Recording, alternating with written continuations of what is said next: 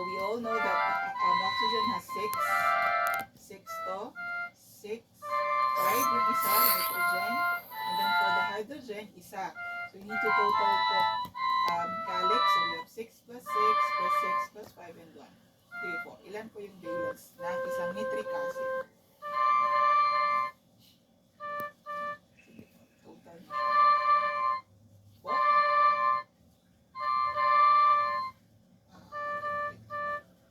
So we have 6 plus 6, 18, 6 plus 5, that's 20.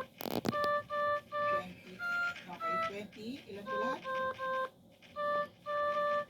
24. Very good, 24.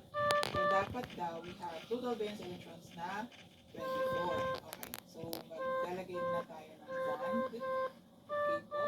So this one. For the step 3, ilalagay muna po, ipo-plot mo na yung valence electrons natin. Okay, so for the oxygen, we have maglalagay na tayo ng mga bonds na. Sige po. For the oxygen, we have 6, diba? Ayan, so step 3 daw natin. Daddy, place using a line and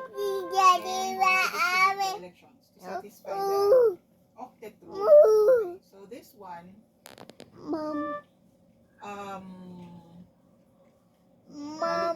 hydrogen. Sino naglagay dito? Walang hydrogen.